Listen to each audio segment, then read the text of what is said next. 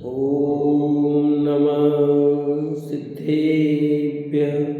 ॐ नमः सिद्धेभ्यः। ॐ नमः सिद्धेभ्यः। ॐ जय जय जय।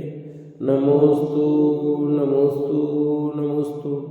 नमो अर्यन्ताणं नमो सिद्धाणं नमो ऐर्याणं नमो वज्रायाणं नमो लोये सवसाणं। मंगलम भगवान वीरो मंगलम गौतमो गणी मंगलम कुंद कुंदारो जैन धर्मोस्तु मंगलम। सर्वमंगलम मांगल्यम सर्वकल्याणकारकम प्रधानम सर्वधर्माणां जैनम जयतु शासनम जैनम जयतु शासनम। त्योवणतिलयम देवम वंदिता त्योवणिंद परे पूज्यम वोच्छम अणुपेयाओ भव्य जनानंद जननियो। बोले जनवाणी मात की जय हो। बोले सती मात की जय हो। कार्तिक ज्ञान परीक्षा नाम का ग्रंथ कार्तिक के स्वामी विरचित और अपनी चर्चा यहाँ लोकानुपरीक्षा भावना चल रही है। उसमें ज्ञान के संबंध में चर्चा चली कि मति ज्ञान श्रुति ज्ञान प्रोक्ष ज्ञान है। मति ज्ञान और श्रुति ज्ञान इंद्रियों के माध्यम से हो रहे हैं। तो कल ये विषय आया था बहुत महत्वपूर्ण। पांचों इंद्रियां एक साथ नहीं जान सकती, उनके जानने में क्रम होता है। इंद्री एक इंद्री का ज्ञान हो रहा है तो दूसरी इंद्री का नहीं, दूसरी का हो रहा है तीसरी का नहीं। एक इंद्री एक समय में काम करती है, दूसरे समय में दूसरी कर सकती है। लब्धि रूप पांचों इंद्रियों का ज्ञान रह सकता है परंतु उपयोग में एक ही रहेगी। इसलिए कल दो भेद किए थे। भावेंद्री दो प्रकार की कही गई थी, एक लब्धि रूप और एक उपयोग रूप। पेज नंबर 116 पर गाथा नंबर 260 में बात कही थी कल कि जो भाव इंद्रिय है वो दो प्रकार की इंद्रियां दो प्रकार की तो बताई थी, द्रव्येंद्रिय और भावेंद्रिय। अब यहाँ भाव इंद्रिय के भी दो भेद किए, एक लब्धि रूप और एक उपयोग रूप। तो जो लब्धि रूप है वो तो रह सकता है और उपयोग रूप तो एक ही इंद्रिय का कार्य होगा, ये बात बताई थी। और वस्तु अनेकांतात्मक है। अब कहते हैं अब वस्तु की अनेकांतात्मकता है तो भी अपेक्षा से एकात्मा भी है, ऐसा दिखाते हैं। गाथा नंबर 261 पर चर्चा करेंगे। जमवत्तु अनेयत्तम एयत्तम तम विहोदिस विपेखम सुयनानेन नेय निर्वेकम दिसदेनेव। जमवत्तु अनेयत्तम एयत्तम तम विहोदिस विपेखम सुयनानेन नेय निर्वेकम दिसदेनेव। जो वस्तु अनेकांत है वह अपेक्षा से एकांत भी है। शुद्ध ज्ञान प्रमाण से सिद्ध किया जाए तो अनेकांत ही है, और शुद्ध ज्ञान प्रमाण के अंश नहीं से सिद्ध किया जाए तब एकांत भी है। वह अपेक्षा रहित नहीं है क्योंकि निरपेक्ष नहीं मिथ्या है। निरपेक्षा से वस्तु का रूप नहीं देखा जाता है। भावार्थ में कहा प्रमाण तो वस्तु के समस्त धर्मों को एक काल सिद्ध करता है और नए एक एक धर्म ही को ग्रहण करते हैं। इसलिए एक नए से दूसरे नए की सापेक्षा होए तो वस्तु सिद्ध होवे, और अपेक्षा रहित नए वस्तु को सिद्ध नहीं करता है। इसलिए अपेक्षा से वस्तु अनेकांत भी है, ऐसा जानना ही सम्यक ज्ञान है। ये सब विषय न्याय का विषय है थोड़ा, ये न्याय की बात है। यहाँ पर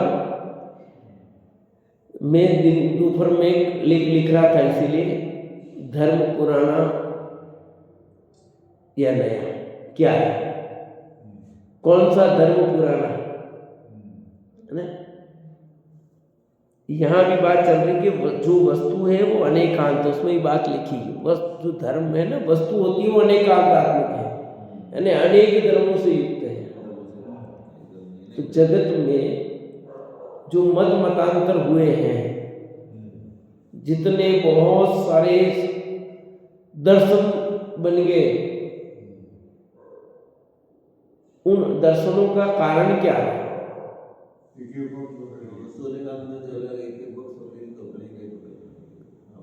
सांख्य मत है, बौद्ध मत है, न्यायिक है, वैशेषिक है,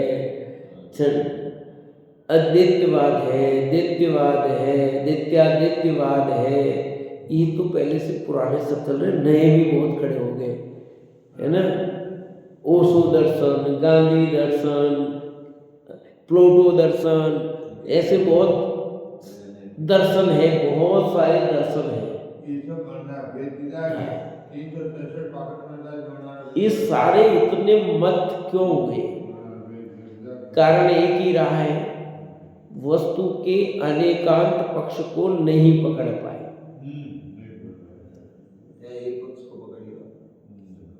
वो एक पक्ष एक अपेक्षा से सही है, पर हम सर्वथा उसको वैसा मान लेंगे तो दिक्कत होगी।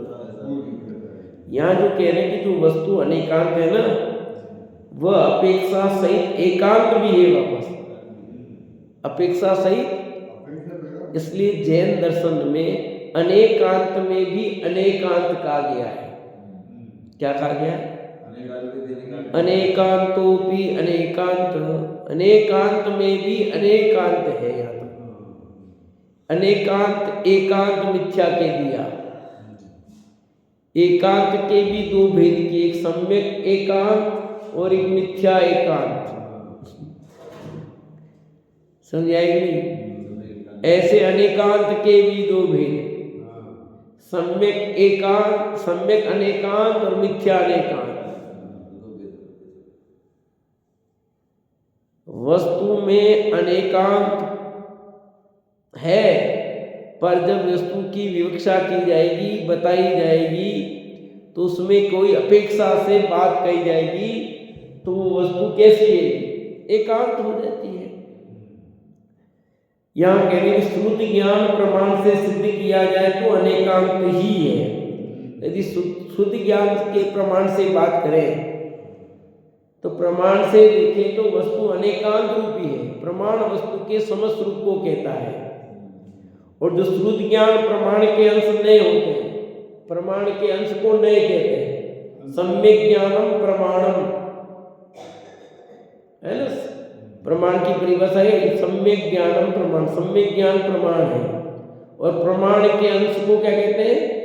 नए कहते हैं।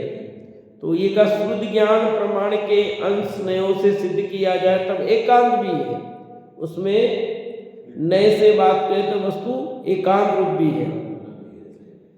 वह अपेक्षा रहित तो नहीं है, पर वो जो एकांत है ना, वो अपेक्षा सहित है, अपेक्षा रहित नहीं है एकांत। क्योंकि निरपेक्ष नए मिथ्या है, जो निरपेक्ष नए होंगे वो क्या होंगे? मिथ्या होते हैं। सापेक्ष नए सम्यक, निरपेक्ष नए मिथ्या। ऐसा निरपेक्षता से वस्तु का रूप नहीं देखा जाता, निरपेक्ष वस्तु का रूप नहीं देखा जाता।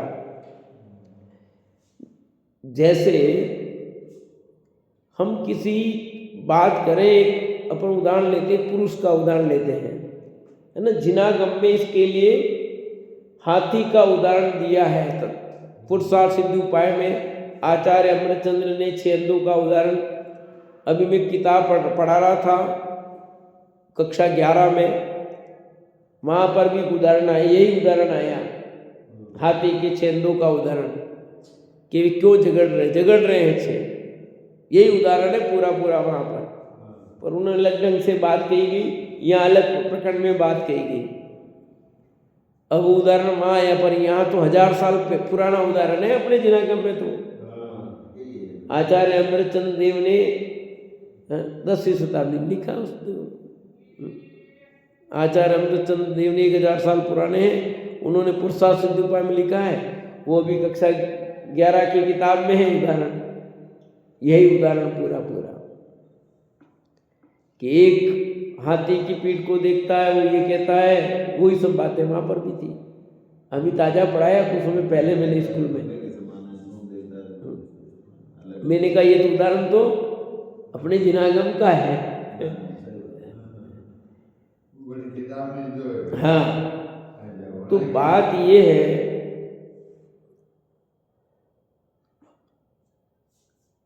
सापेक्ष और निरपेक्ष की बात है।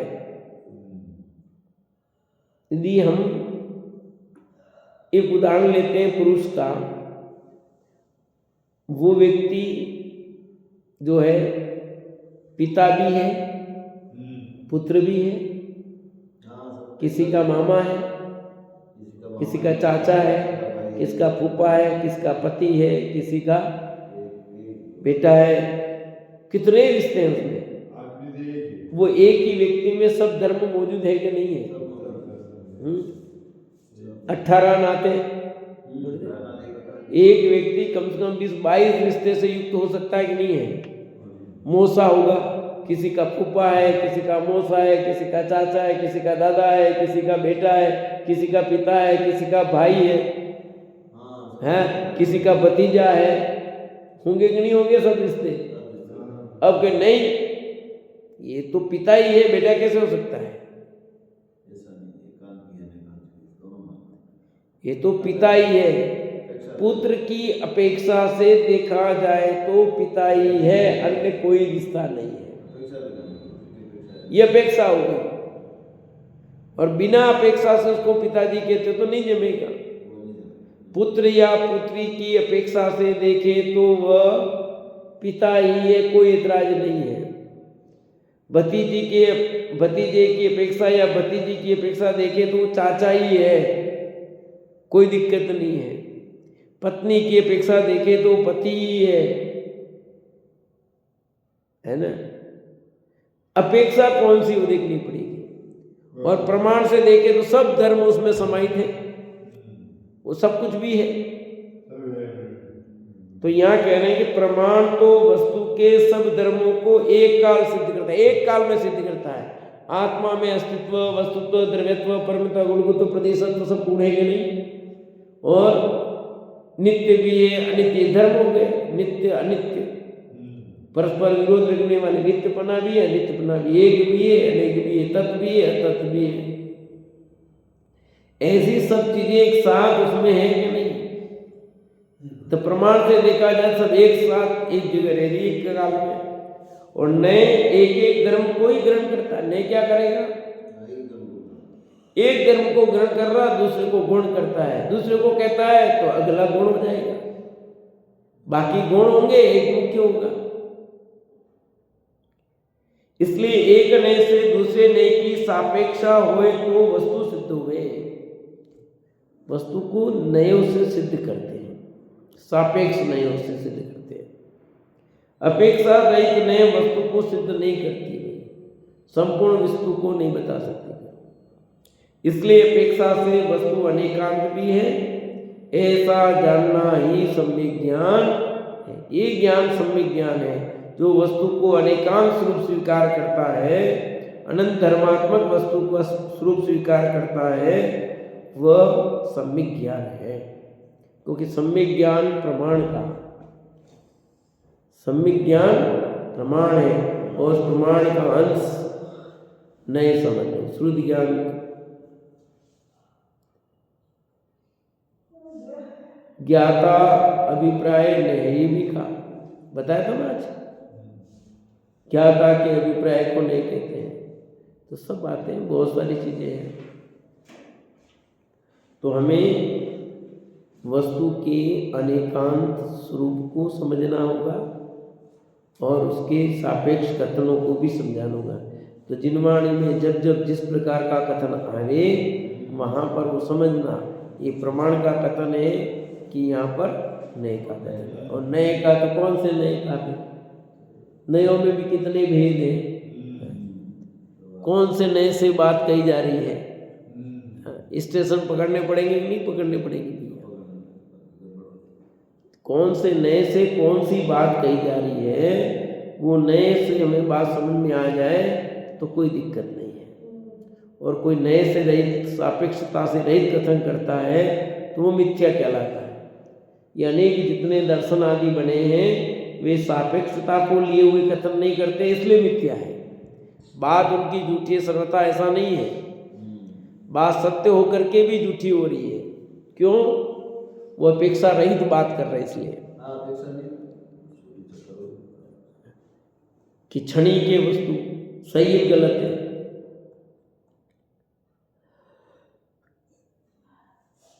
बोलो वस्तु क्षणिक है कि नहीं है? तो पर्याय प्रति समय बदल रही है कि नहीं बदल रही है? बदल रही है, बदल भी रही है और नहीं भी बदल रही है। तो बदल रही है उस अपेक्षा क्षणिक है। जो पर्याय बदल रही है उसके साथ में दूसरी पर्याय तत्काल दिख रही है ना।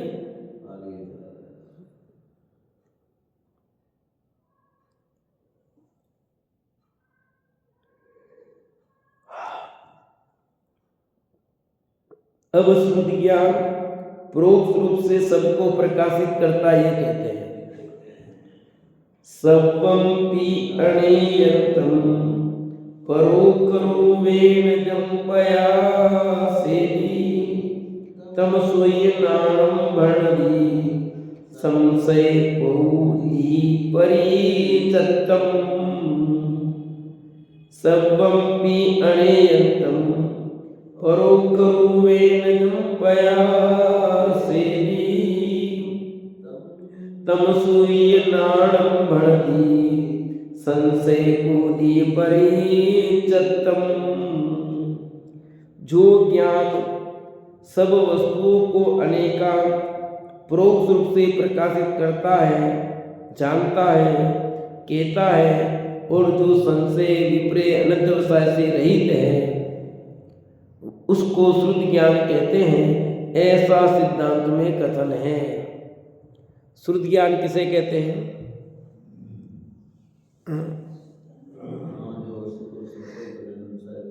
श्रुति ज्ञान किसे कहते हैं? यहाँ जो परिभाषा दी वो देखो कि जो ज्ञान सब वस्तुओं को अनेकांत परोक्ष रूप से प्रकाशित करता है, संशय विपर्य अनध्यवसाय से रहित है, वो श्रुति ज्ञान है। मति ज्ञान पूर्वक होने वाले ज्ञान को श्रुति ज्ञान कहते हैं।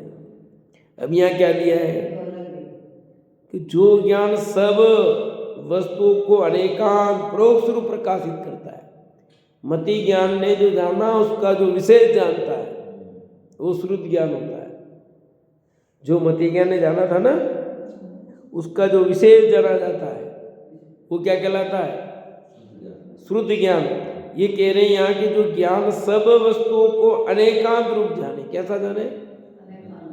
और परोक्ष रूप से प्रकाशित करता है। प्रकाशित करता है मतलब जानता है कहो, कहता है कहो, जो भी कह दो, या जानता है मतलब सीधी सी बात है। ज्ञान है ना, ज्ञान का काम जानना।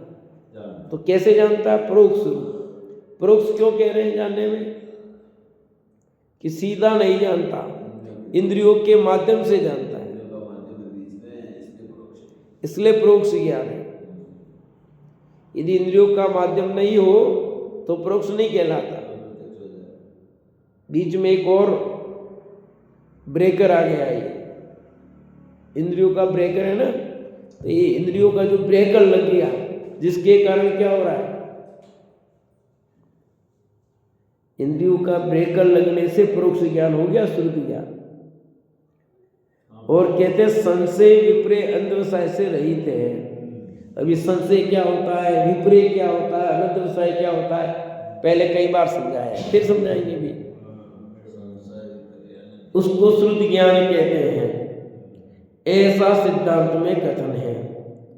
जो सब वस्तुओं को परोक्ष रूप से अनेकांत प्रकाशित करता है वह श्रुति ज्ञान है। एक परिभाषा यह है कि सब वस्तुओं को परोक्ष रूप से, जो वस्तु को जो जानता है ना वो सीधे नहीं जानता, प्रोक्ष रूप जानता, वो श्रुति ज्ञान है।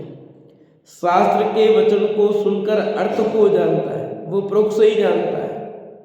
और शास्त्र में सभी वस्तुओं का स्वरूप अनेकांत रूप कहा गया है, सो सभी वस्तुओं को जानता है।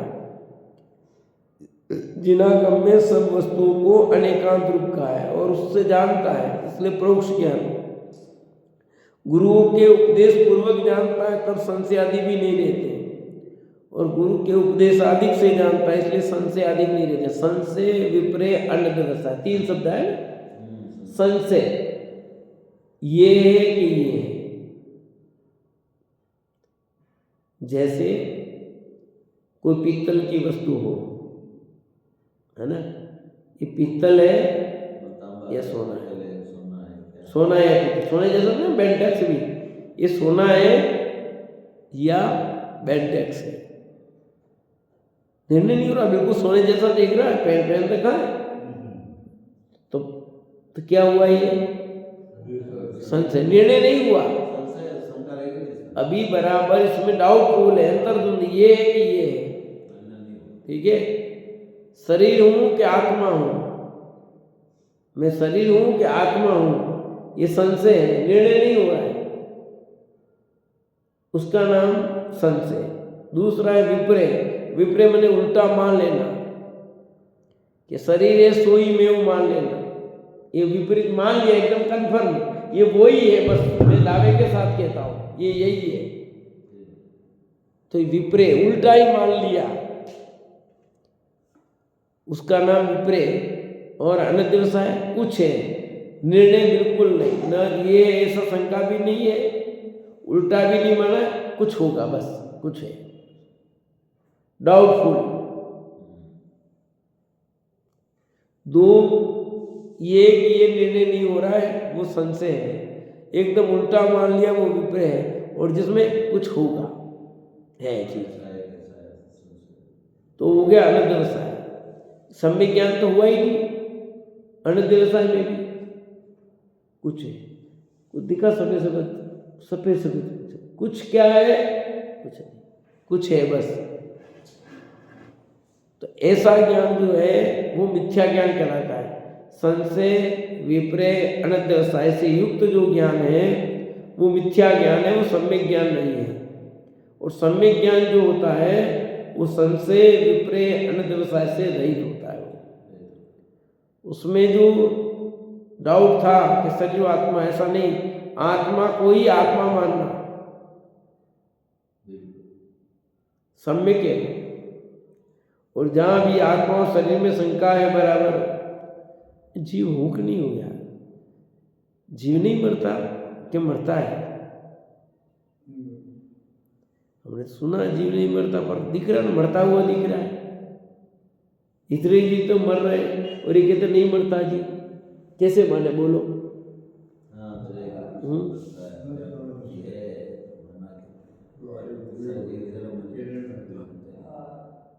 जीव नहीं मरते होते, कितने शमशान घाट क्यों बनाए होते थे? मरते कि नहीं मरते जीव? मरते भी हैं और नहीं भी मरते, अनेकांत लगाना पड़ेगा। देह छोड़ने की अपेक्षा जीव मरता है, मानना पड़ेगा। देह छोड़ने, इस देह को छोड़ता है, इस अपेक्षा से जीव मरता कहलाता है।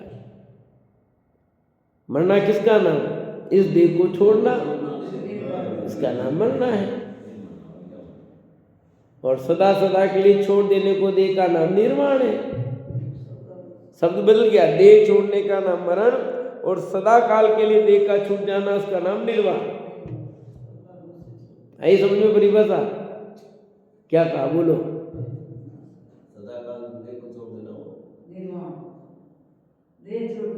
सदा काल के लिए देह छूट जाना निर्माण कहलाता है, मोक्ष। और इस देह को छोड़ना, दूसरी देह में जाना, ये मरण कहलाता है। एक देह को छोड़ा मरण, दूसरी देह में उत्पन्न हुआ जन्म, दूसरी देह में आया जन्म कहलाएगा। समझा ही नहीं? तो जन्म मरण किसका नाम है? एक देह का छोड़ना मरण और दूसरी देह का ग्रहण करना जन्म है। और देह को सदा सदा के लिए छोड़ देना, इसका नाम मोक्ष कहो, निर्वाण कहो।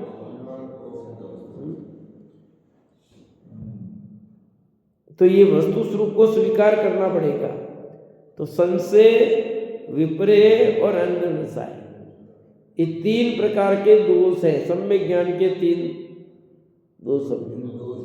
तो संशय भी नहीं होना चाहिए, विपर्य भी नहीं होना चाहिए और अन्यवसाय भी नहीं होना चाहिए, तो ज्ञान सम्यक ज्ञान है। लक्षण कोई भी किसी वस्तु का लक्षण बनाओ तो संशय, विपर्य, अन्यवसाय रहित होना चाहिए। यदि आपने लक्षण सही नहीं बनाया तो गड़बड़ हो जाएगा। सम्यक ज्ञान है, उसमें संशय, विपर्य, अन्यवसाय नहीं होना चाहिए। तभी समय कहलाता है। जैसे लक्षण के ना व्याप्ति, अतिव्याप्ति, अव्याप्ति और संभव, तीनों दोषों से रहित होना चाहिए लक्षण। ऐसे संशय, विपर्य, अन्यवसाय भी नहीं होना चाहिए इसमें, तब ज्ञान सम्यक ज्ञान है। जिस ज्ञान में संशय हो, विपर्यपना हो, अन्यवसायपना हो, वो ज्ञान सम्यक ज्ञान नहीं होता, वो मिथ्या ज्ञान है बस।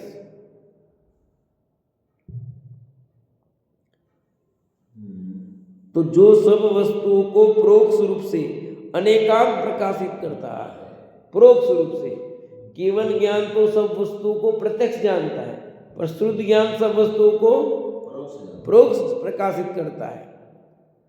क्योंकि श्रुति ज्ञान की पराकाष्ठा भी है द्वादशांग, जो समझ वस्तुओं को जान सकता है।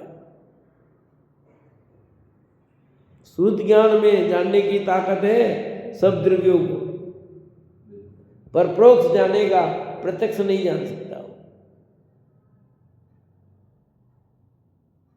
ये है उसकी बात। अब अपने को कैसे बताएं, अपने भी श्रुति ज्ञान है, पर हमने तो कोई देखा नहीं जो सब वस्तुओं को जानता हो ऐसा। अब आपने नहीं देखा, उसका क्या इलाज करें। आचार्य देव ने ये लिखा है तो गलत नहीं लिखा भैया, बहुत सोच समझ करके सब बात लिखी है। शास्त्र के वचन को सुनकर अर्थ को जानता है। क्या करता है? जिनवाणी के वचन को सुनता है और उस अर्थ को जानता है, वो परोक्ष ही जानता है। ये सब परोक्ष ही है। सब जानना कैसा हुआ? परोक्ष जानना हुआ। और शास्त्र में सभी वस्तुओं का स्वरूप अनेकांत स्वरूप का है। जिनागम में जो वस्तु का स्वरूप का, वो कैसा का है? एकांत रूप नहीं का, अनेकांत स्वरूप का है। सो सभी वस्तुओं को जानता है तथा गुरु के उपदेश पूर्वक जानता है, तब संशय आदि भी नहीं होते। ये कौन लिख दिया? गुरु के उपदेश पूर्वक। किसका उपदेश? गुरु के उपदेश से जानता है। अब श्रुति ज्ञान के विकल्प अर्थात भेद वे नए हैं, उसका स्वरूप कहते हैं। लोयाणम व्यवहारम धम्म विवक्षाई जो पसाहेदी सुयनाणस्य व्यपो सोविनो लिंग संभूदो। जो लोयाणम व्यवहारम, जो लोक व्यवहार को, धम्म विवक्षाई पसायदी, वस्तु के एक धर्म की विवक्षा से सिद्ध करता है। सुयनाणस्य व्यपो, श्रुत ज्ञान का विकल्प भेद है। लिंग संबूधो, लिंग से उत्पन्न हुआ है। सोवी नव नए है। क्या कहा? कि जो लोक व्यवहार को वस्तु के एक धर्म की विवक्षा से सिद्ध करता है, श्रुत ज्ञान का विकल्प है, लिंग से उत्पन्न हुआ है, वह नए है। यानी वस्तु के एक धर्म की विवक्षा लेकर लोक व्यवहार को साधता है, वह श्रुत ज्ञान का अंश नए है। ये परिभाषा, श्रुत ज्ञान का अंश नए है। वह साध्य धर्म को हेतु से सिद्ध करता है। जैसे वस्तु के सद धर्म को ग्रहण करके उसको हेतु से सिद्ध करता है कि अपने द्रव्य क्षेत्र काल भाव से वस्तु सद्रूप है, ऐसे नए हेतु से उत्पन्न होता है। क्या करता है श्रुत ज्ञान? कि श्रुत ज्ञान सम्यक ज्ञान है, प्रमाण है, उसके अंश को, श्रुति ज्ञान के अंश को नहीं कहते, एक परिभाषा दी नहीं की, एक परिभाषा ज्ञाता के अभिप्राय को नहीं कहते लिखा, प्रमाण के अंश को नहीं कहते हैं, बहुत सारी परिभाषाएं नहीं होती। तो यहाँ कह रहे हैं कि वस्तु का जो स्वरूप है वो एक धर्म की विवक्षा लेकर के लोक व्यवहार को साधता है। एक पक्ष लिया और उसको बात कह दी।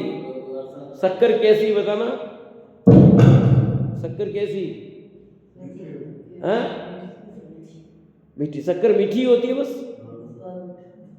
शक्कर कैसी कि मीठी, फटाक से बोल दिया तो क्या शक्कर मीठी होती है? पर लोक व्यवहार में शक्कर मीठी प्रसिद्ध है, शक्कर मीठी, खत्म। हमने कहा शक्कर कैसी, आपने कहा क्या शक्कर मीठी होती, हो गया पूरा शक्कर का स्वरूप हो गया। क्या शक्कर खुरदरी नहीं होती, क्या शक्कर सफेद नहीं होती, क्या शक्कर में गंध नहीं होती, और नहीं है चीज। सरोज भाभी, नींबू कैसा खट्टा, नींबू कैसा खट्टा, बस खत्म। एक अपेक्षा देखते हैं, जो लोक में प्रसिद्ध चीज है वो एक पक्ष को पकड़ करके हमने कह दिया नींबू खट्टा, पर क्या सचमुच नींबू का स्वरूप हो गया पूरा? नींबू गोल नहीं होता, नींबू चिकना नहीं होता, उसमें गंध नहीं होती, नींबू पीला या हरा नहीं होता, सब चीजें, नींबू हरा है, नींबू पीला है, याद कचरा है तो पीला हरा है, ऐसा भी होता है? नींबू में वजन नहीं है क्या? नींबू में छिलके भी तो है, ये नींबू छिलके वाला ही ले आए, कभी कभी नहीं होता है, रस ही नहीं निकलता नींबू में, ये नींबू रस वाला, अब नींबू रस वाला है कि नहीं है बोलो? अब अभी तो कह रहे नींबू खट्टा, अभी कह रहे रस वाला है कि छिलके वाला है? तो नींबू नींबू है सचमुच तो, पर उस नींबू में बहुत सारे धर्म पाए जाते हैं, पर लोक प्रसिद्धता में नींबू मतलब खट्टा है, बस। नींबू कैसा, फटाक से बोलेंगे खट्टा, पर खट्टी तो इमली भी होती है ना, नहीं होती इमली? कच्चा आम भी तो खट्टा होता है, पर सामान्य रूप से नींबू कैसा, तो हर कोई व्यक्ति कहेगा खट्टा, ये नहीं कहता नींबू गोल, हाँ बच्चे अलग अलग बात करेंगे, पर नींबू गोल भी है, खट्टा भी है, हाँ चिकना भी है नींबू, उसमें छिलके भी है, रस भी है, बहुत सारी चीजें हैं। तो ये वस्तु के स्वरूप को एक अंश को पकड़ करके बात करता नहीं होता, वो श्रुत ज्ञान का अंश है, वो गलत नहीं है। नींबू खट्टा होता कहना गलत नहीं है, पर खट्टा ही मान लेना सर्वथा वो गलत है। ये कहता नींबू गोल होता है तो वो कह नहीं, नींबू गोल थोड़ी होता, नींबू खट्टा होता है। अब ये झगड़ने की जरूरत नहीं है, नींबू में उन सब धर्मों को स्वीकार करना पड़ेगा। इसलिए लोग कहते हैं कि कौन सा धर्म पुराना, अरे धर्म पुराना और नया क्या होता है? जो वस्तु स्वरूप की बात करे वो सच्चा धर्म है, वो पुराना कहो नया कहो वही है, और जो मिलाकर बात करता है, गड़बड़ बात करता है, वो धर्म सच्चा नहीं है। बल्कि पुराना नया क्या है? विवक्षा धर्म को समझना पड़ेगा।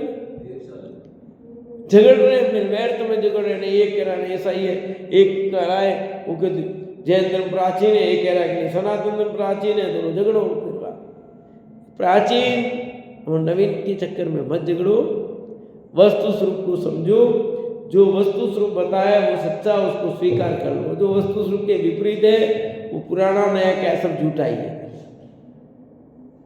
और झूठे को ग्रहण नहीं करना, सच्चे को ग्रहण करो जो भी हो। तो इस प्रकार श्रुत ज्ञान की अंश की बात हुई, और आगे चर्चा करेंगे। समय हो गया।